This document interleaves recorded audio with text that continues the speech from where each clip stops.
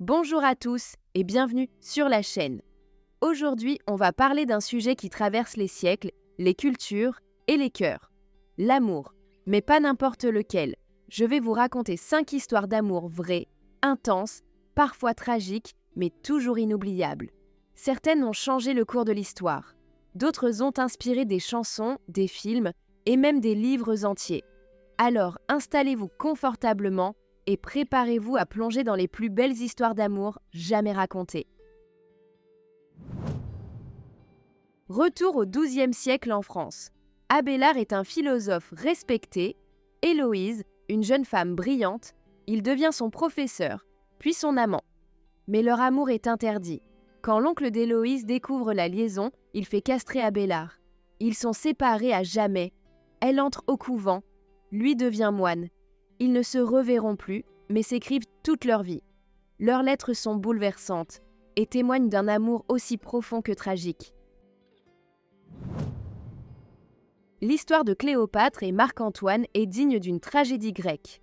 Elle, reine d'Égypte, aussi intelligente que charismatique. Lui, général romain, ambitieux et redouté. Leur rencontre est électrique.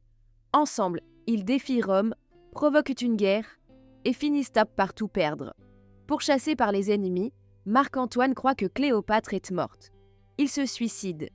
Elle, découvrant son corps, se donne à son tour la mort. 2 amants, 2 tragédies, un amour éternel. Frida Kahlo, artiste mexicaine au destin brisé par un accident de jeunesse.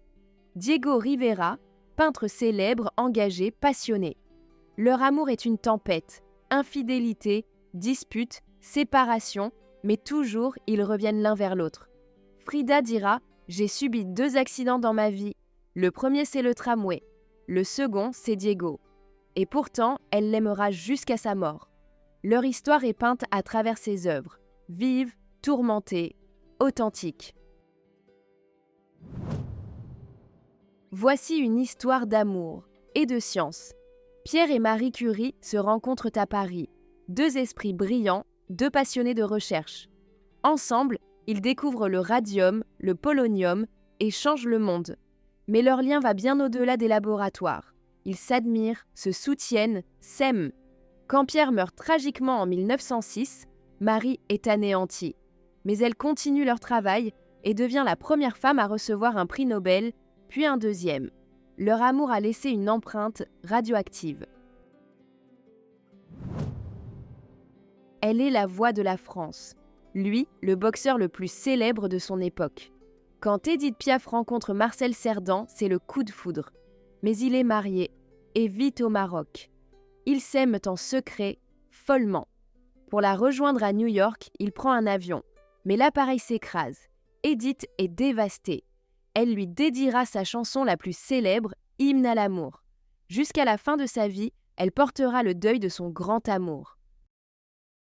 Ces histoires nous rappellent que l'amour peut être beau, douloureux, exaltant, éternel, qu'il traverse les âges, les frontières, les tragédies.